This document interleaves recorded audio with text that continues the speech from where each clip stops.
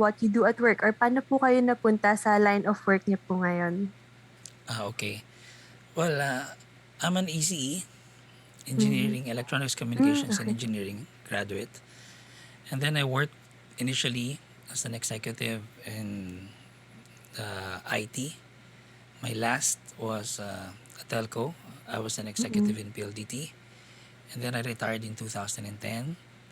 And then I'm actually an artist. I'm a performing Hmm, artist. I do okey. visual artist. Okay, I'm a magician, a corporate magician. And I had a TV show with GMA7. And Mm. it started together with my corporate job. And 2010, I retired. And then I started speaking. Ayan, wala pang Zoom, webinar, Kajabi. And I'm selling my services as a laser race consultant for events, for visual events. I'm selling my services only using the internet. So digital marketing yung tawag nila doon that time. Hanggang ngayon yun pa rin yung tawag. And then because of the pandemic, I continued to leverage and level up my digital presence until I decided to put up a company in the midst of the pandemic. So I call it Mm. SMI Digital. So right now I'm the CEO of SMI Digital. And SMI Digital is the digital and marketing services that caters to provide software, marketing tools, okay, and also services. And under SMI Digital are social media marketing services, um, live streaming, which is that's Virtual Events Philippines, and Virtual Event Platform, uh, website, mobile app applications, and anything that has something to do with the internet to promote any services, market it, okay, using the digital universe. Okey po. So, talagang minaximize niyo po yung paggamit na ng digital platform ngayon, sir. Yeah, because Okay that's po. the So, thank you, sir. For my next question po, what is the current situation of the event industry during this pandemic? Given po na parang isa nga po sa sobrang naapektuhan nung nag-start yung pandemic is yung events industry. And then parang recently lang lumuwag po and parang marami-rami na rin pong companies na nagko-conduct ng face-to-face events ulit. So, now po na tumataas po ulit yung cases, ano po yung situation po ngayon ng events industry sa oh, inyong, perspective po? basically Gywneth, the event industry, because I was in the event industry. Like I told you, I'm Mm. a performing artist. We, all of us, 100% were affected. Okay, Mm. everything was canceled. Okay, even yung mga booking dates na 6 months in advance. So I've worked with a lot of known artists and celebrities, Mm. also in directors. All of us are affected. Even the TV industry, di ba? The film industry, Yes po. everybody. So to answer your question, was really not a good 2020 and 2021 when it comes to the business in the live event industry. Okay po. Pero, now po sir na you've maximized po, like your company po, you've maximized nga po yung use ng virtual platform. Based on your experience po, what are the advantages and disadvantages po ng pag-conduct ng virtual events? Oh, there's a lot of advantages. Okay, Mm. the disadvantages, I don't really consider them as disadvantages because you are forced to do it because you cannot go out, right? So Yes po. I guess let's discuss about the advantages. So like right now, you just have to message me, Gwyneth, and then you can set a meeting with me. Usually, you're gonna have to Yes. set a meeting with me on a coffee shop, and then we're gonna have to go to the coffee shop. You have to ride the car, go through the heavy traffic, pay the parking space, order a coffee, and lahat yon kumakain ng time. And me Yes as a po. businessman, as an solo entrepreneur, I really value my time. I'm sure you too also. That's why I give you a heads up that I'm gonna be late today, right? So Yes po. I respect everybody's time no matter who they are. So I would also like everybody to respect mine. So that's the advantage. Another advantage is for the companies, they save a lot. Uh, like me, I like last night I had a meeting with someone from India. I had a meeting with the Hmm. founder of Mike Me. I had a meeting with the founder of Lutin. And these are all from Canada, America, and my co-founder is from Canada, which he's gonna travel to Spain tomorrow to sell our software. So Mm. we meet through the internet. And you see, the company, they save in the travel fees, of course, hotel fees. Even me, I miss performing my magic and even giving talks in Cebu, in Davao, in Iloilo. Before, when I travel, I'm also excited because I'm going to be traveling, and then it's like a vacation slash travel work for me. Mm-mm. But right now, I do a lot of shows pa din virtually. I give talks virtually, but it's just going to be happening here online, which is, I think is, okay, not everybody will like this. Cost effective. Ibig sabihin nakakatipid, pero Yes effective po. siya. And it's really engaging. And ano siya, practical. And syempre, safe. So that's the advantage. Siguro yung mga disadvantage, yun lang, yung you don't get to travel. You don't get to meet people physically, which is, that's the best thing naman talaga to network. But what can you do? Right? So we live in a Yes world po. that is crazy right now.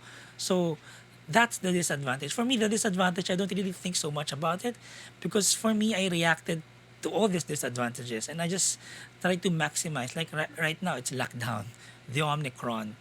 And Yeah. then there's so many rules that the government is imposing that, and if you don't agree with it, then just don't go out. And a lot of companies are affected. I have a lot of cancellations, summer delays, but now all the projects are coming in. I have a lot of a series of meetings for product launches, conferences, webinars, team buildings, but they're all going virtually. So I guess the Yes po. advantage is in digital, unlike the traditional, there's bricks and mortars that you rent out. With digital, I can say I'm a digital landlord because it's also a small investment, but not really small. But it's like it's not going to be affected whether the Yes. pandemic. I think the virus will be here with us, living with us all through the many years. Yes But my po. point is, you just have to jump into the digital universe if you're into the business. Whatever you do, you just have to have a space. You just have to have an identity, and that's gonna make you credible also. And people wants to find you, like Yes. how you looked for me, or is it just Google whatever? So I guess I hope that answered your question. Kasi the Yes disadvantage po. talagang parang personal lang yung iba eh. Yung iba pero Mm-mm. for me it is more effective. I hate traffic. Right before you used to go to Makati, I live in Quezon Yun City, po two talaga eh. hours to drive there just to attend the Yes meeting, po. an hour meeting, and then 2 hours again pabalik. So I remember check it out, 4 hours travel time lang just to attend the meeting. So Mas that's matagal pa really, yung travel yeah, kaysa sa mismong meeting po. non-productive. But of course, Yes po. with the school, like you're in USD, of course, iba pa rin talaga yung in-person learning. Iba Yes pa rin po. talaga siya. Even Yung in the events, iba pa experience. din. And I hope we will be back soon. Yes po. Sana po. Additional question na po, sir. How can you say po if effective po yung like yung way ng pag-entertain nyo sa tao ngayon na virtual event po? Like we can, kasi po 'di ba usually I've also attended some virtual events po before and sometimes they don't require us po, let's say, to open our cameras, gano'n. So, paano po natin make sure na they are still interested po sa event, the virtual event na nangyayari? Okay. Well, in virtual event kasi, there's a definition on that, Gwyneth. Like what we're doing, would you consider this as a virtual event? Yes or no? Yes po. Kasi you Yes, said a right? For meeting you, at right? time. But for me, no. And this is just a basic Zoom meeting, which everybody in the world knows how to do it, right? And I'm not gonna charge you anything if I'm just gonna be doing some gallery review, Mm. spotlight, or whatever, right? So when you say virtual event, like you've attended before, kasi there are types. I don't know. There's many platforms. There's Zoom, StreamYard, Ecam, Be Live, there's Flutin, there's Melon, there's Prism. Madami yan. Lahat yan nagamit ko na. Now, to answer your questions, paano mo malalaman kung engaging siya? Well, I'll answer that based from the events that I do. Okay? Not on the events that you've attended. Kasi, Yes po. baka pinapa-off yung camera mo, baka kasi sa Zoom yan. Tama ba? Yes po. Sa Zoom kasi may Zoom meeting tsaka may Zoom webinar. So kapag Zoom webinar, ah, hindi ka naman talaga kailangan mag-on ng camera kasi hindi mo siya ma-on dahil participants ka lang. Pero pag Zoom meeting like etong ginagamit natin, pinapa-off lang nila sa'yo kasi maybe they're trying to configure something and then Mm, naka-mute ka mm. din. Ngayon, it's engaging or not engaging. Ngayon, depende na sa platform. Like, if you look at my Facebook page or our website, www.virtualeventsphilippines.com, or have you checked our Facebook page? Yes po, yes po. Nag-like ka na ba? Ilalike ko na po. Yeah. I just posted a lot of new things there. I'm excited. These are new products and services. You're gonna see so we make it engaging. As you can see, the clients that we've catered are companies, the big companies also. Yes, So, nakita ko din po. uh, your question, because I don't do it alone. Okay, Mm, I have a team, and we are all remotely located in Belgium, in UP Quezon City, mm, in mm. Taguig. So my team are spread out, and we interact through the internet. And then there's a graphic artist. Virtual events kasi it's composed of number one, internet access. So of course the host should have a good internet access. Number two, platform. So it's either Zoom, pero hindi lang kasi Zoom. Kailangan mo gumamit ng mga open broadcasting softwares such as Yes po. OBS and other softwares and hardwares and NDIs and network services, local area network. Like if you see my office here, it's like a NASA. Okay, I have 6 monitors and everything because I really wanted to integrate whatever the client's requirement is. So you have that.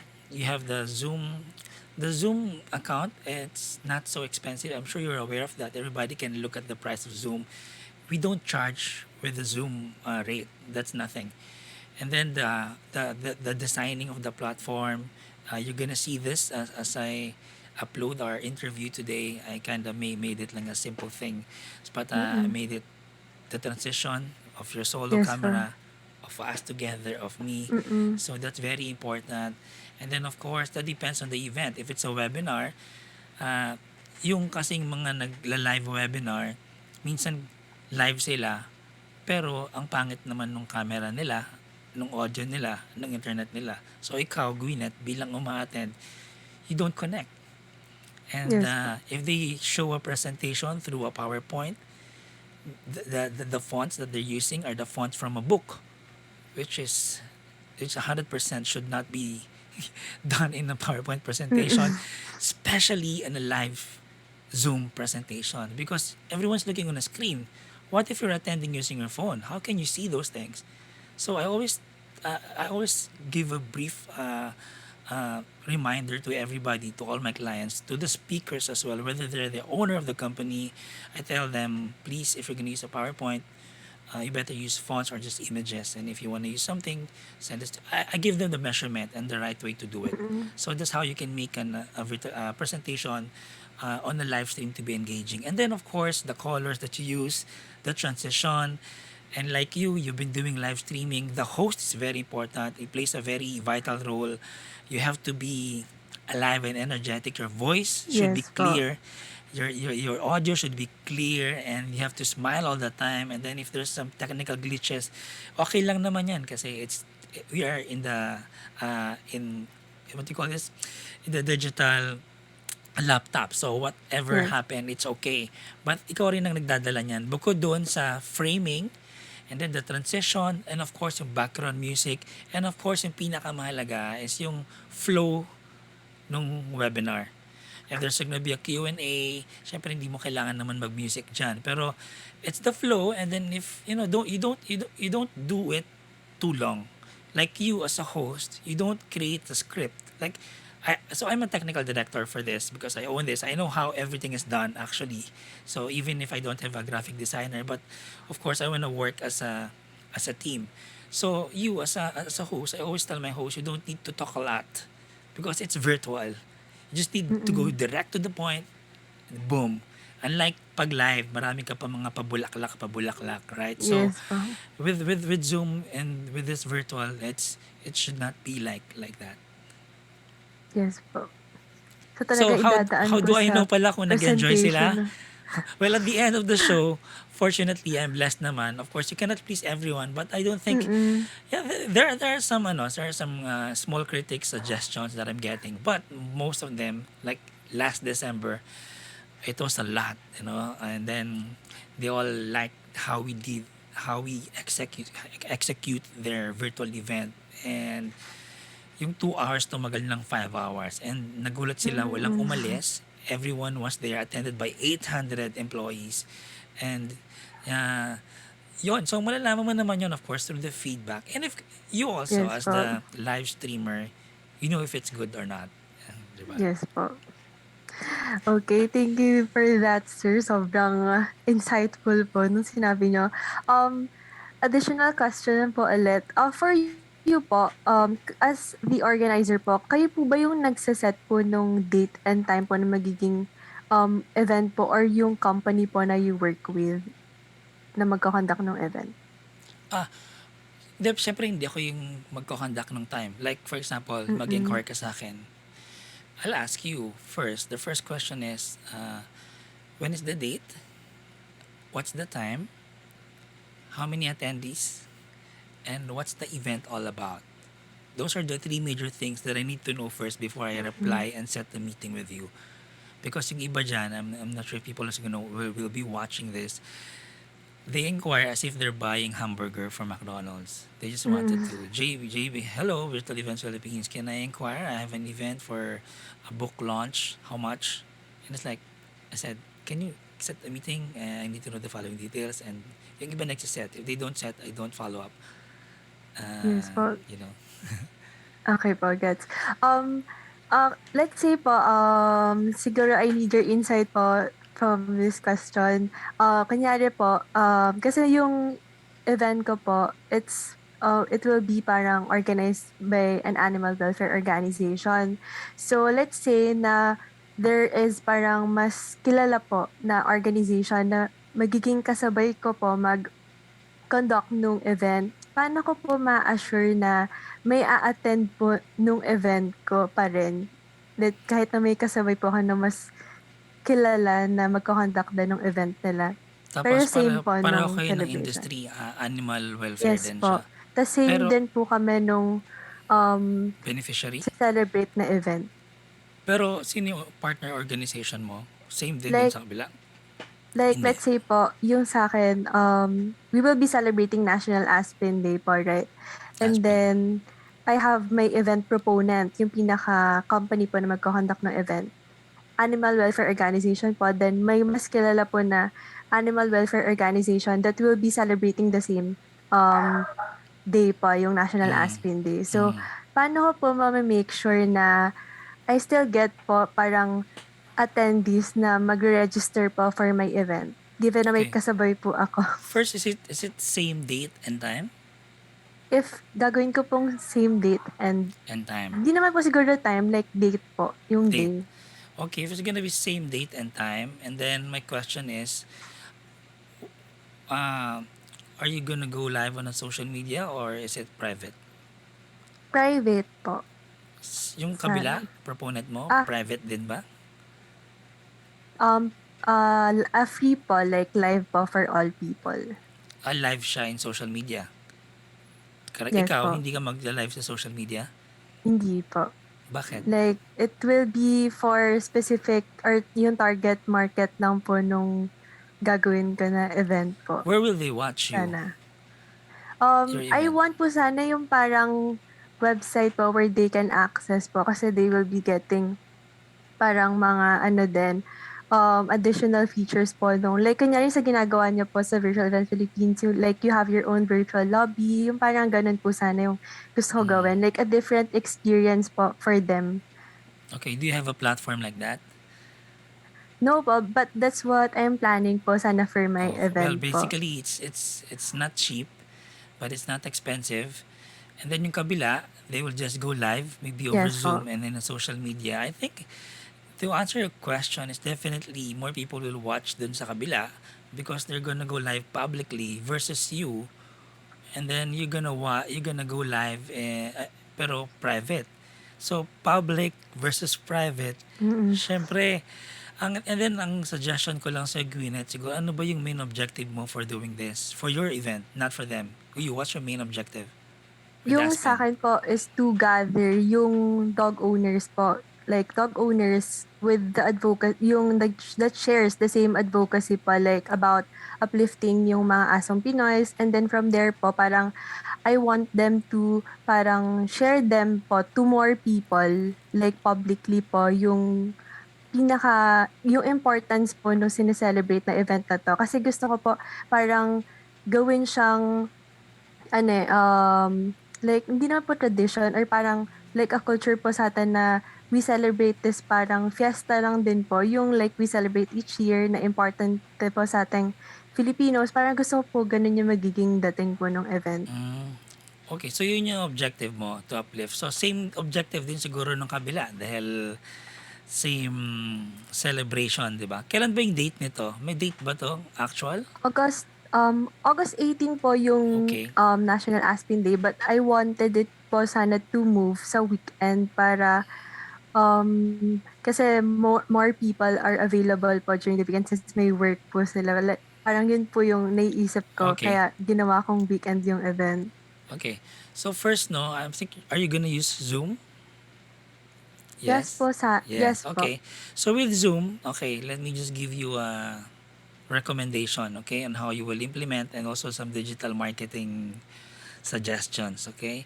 So you want it privately, it's okay, but siguro you cannot compare it to them if they're gonna do it Mm. publicly. Definitely more people will watch it publicly because it's as me as an attendee, yung ease of experience, not so much of registration. I would rather just go to the Facebook and watch it. Mm. You know what I mean? Okay. Yes po. Now, that depends also on how you're gonna let's just use the word market this event. It's free, right? Yes po. So how will they attend? Yung magiging event ko po. Oh, yung event mo it's free. Ay, Yung kanila, may, yung sa, let's say po yung sa kabilang organization, it will be for free po. But may mine po, fee. yeah po, pero for a small amount, like, it will be, like, half of the fee will be up for donation po. And then, the other half po for the freebies that they will be given po. Okay, pero if there's a fee, I'm sure hindi sila public sa Facebook kasi may bayad pala eh. So, Yes po. oo, hindi So, siya. I think let's just put it this way. Sige, don't mention na lang the company name of that, okay? yes po. So, let's just call them Company B, okay? So, for example, your event, Gwyneth, no? You're doing it, actually, you're doing it publicly pa din eh, but by invitations, and there's no fee, but people should register. Am I correct? You want some registration to your event? Yes po. Yes po. Okay, to know the attendees. Okay. Yung isa, they will also have a registration because they are asking for, let's just say, a support, a donation, and which is good also. Now, you think about it, whether you would like to go to that same route of asking a donation, right? And I think if you're gonna I think if you have a good intention for that collection, okay lang din naman yon. Okay, unang-una, gusto mo siyang gawin with the platform. So, ngayon is January, so they have a few months. But, kasi gusto mo siya magkaroon ng website, actually, pwede mo naman i-embed tong Zoom on a website. If you're capable of doing it, and then that's okay.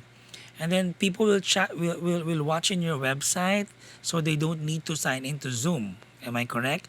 But how Yes will po. they chat on you, on the live in the website? You have to have a chat plugin.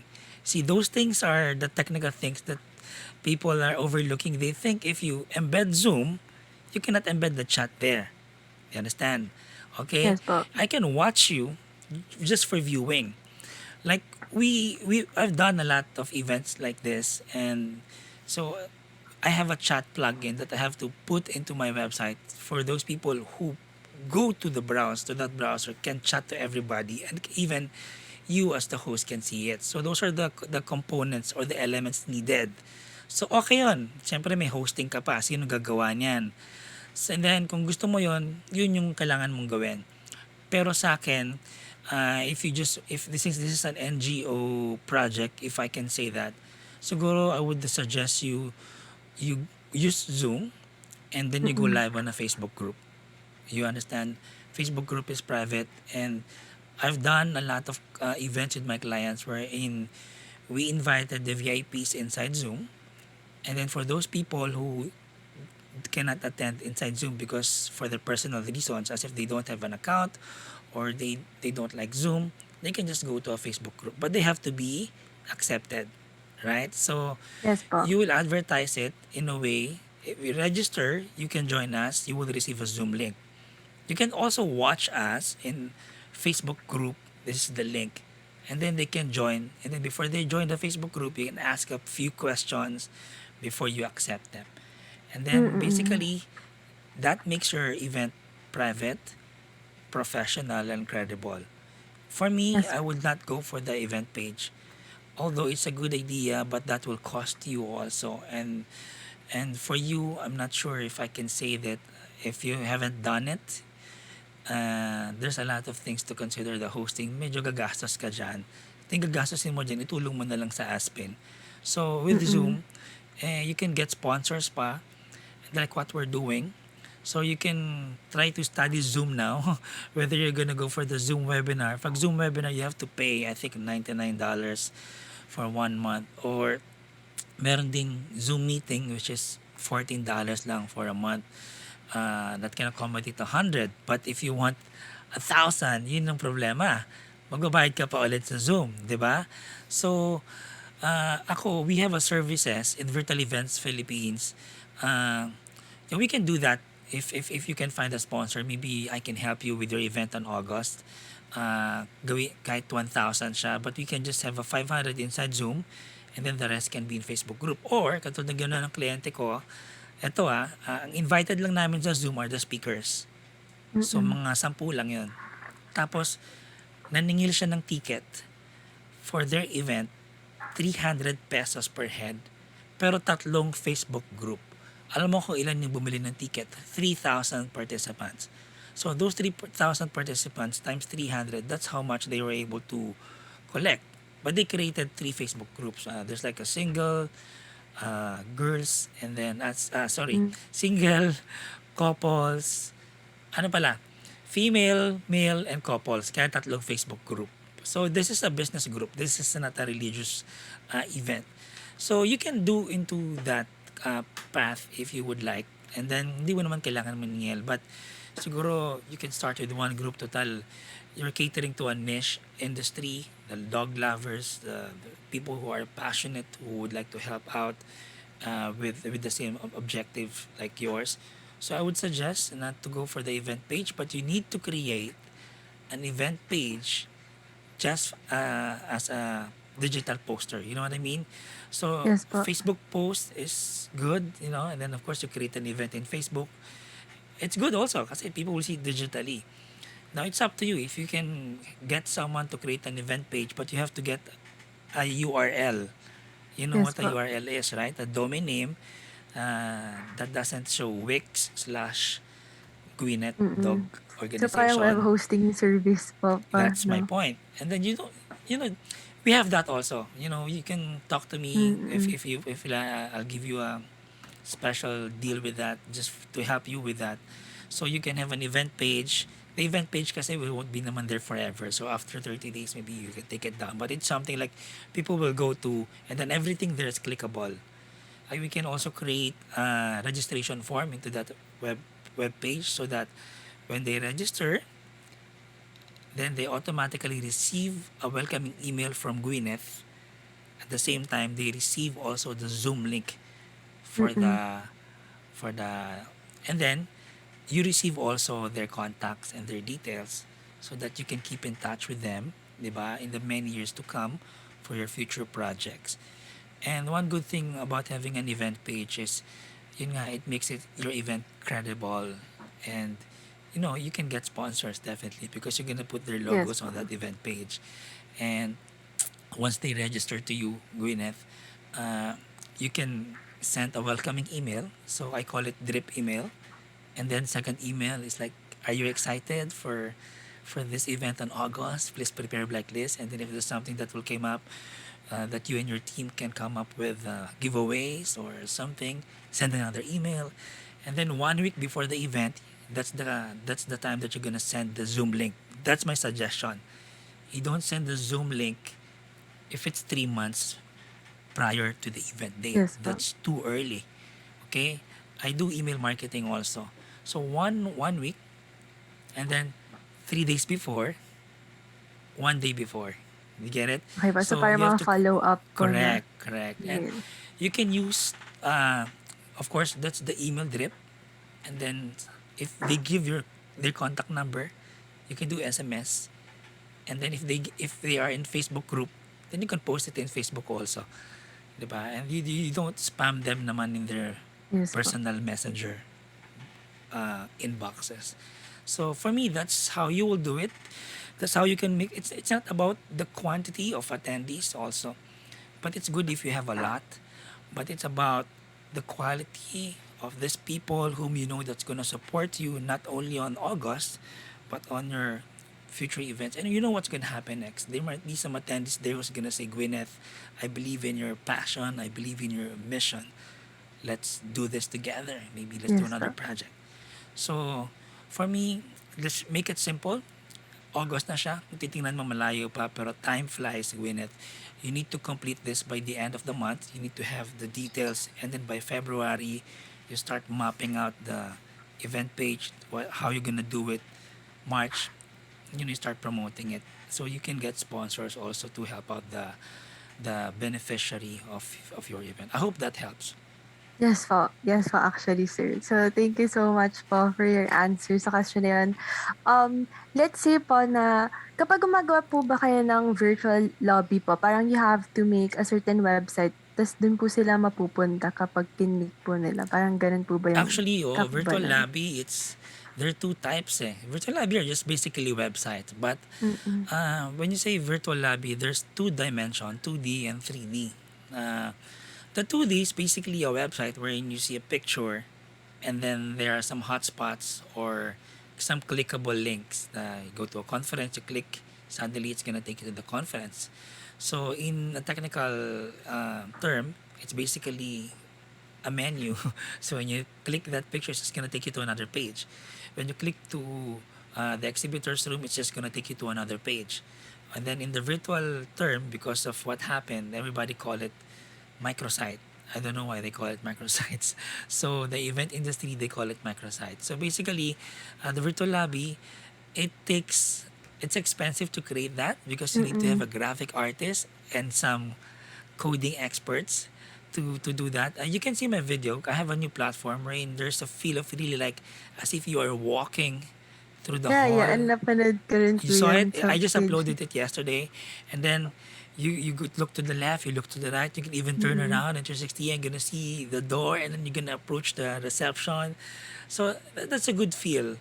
But of course, consider this: the one attending should have a good bandwidth, right? So Yeah, that's yes why po. I always say that to all my clients. But ito kasi mga virtual lobby na to, this is good for on demand. When I say on demand, ito yung activated siya ng mga 7 days. Pero kung kunyari Mm. yung ibang mga virtual events ko are, their main purpose is just like this, learning. 2 hours lang yan 3 hours. You don't need those sites. But you need it to promote. Yung iba, like me, I also own a gamification website. It's called gamifyphilippines.com. So you can check it out. So there are two games there, interactive, which is you can do team building, you can do games inside Zoom. With that, you can customize the games.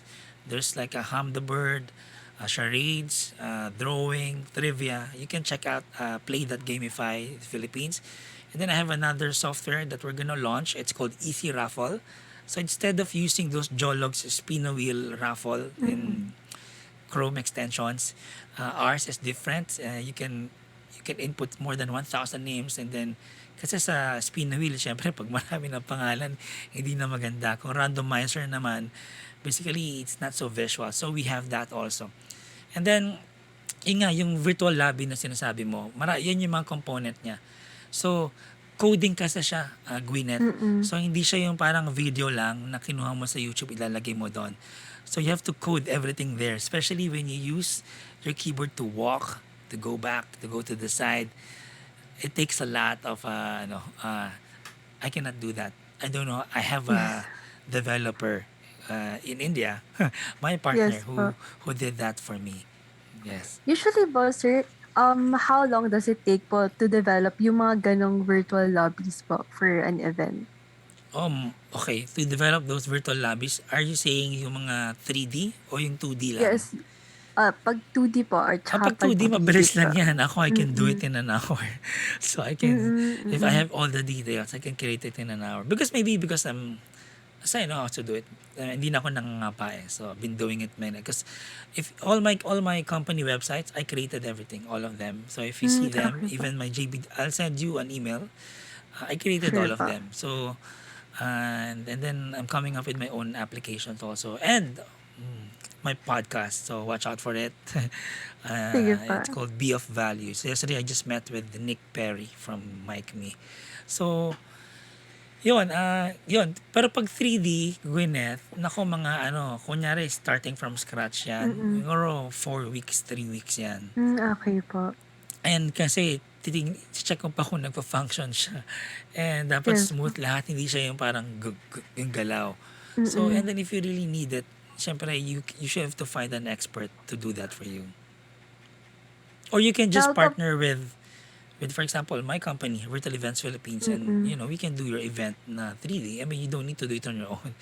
Diba? Yes If you're po. not, no need for you to invest and to have your own. Usually, that's why we have this as a service, is we offer this to event organizers as well. Okey po. So, sa mga gano'n po, what are the common problems po or challenges that you encounter when running yung mga gano'ng platform po, like virtual lobby?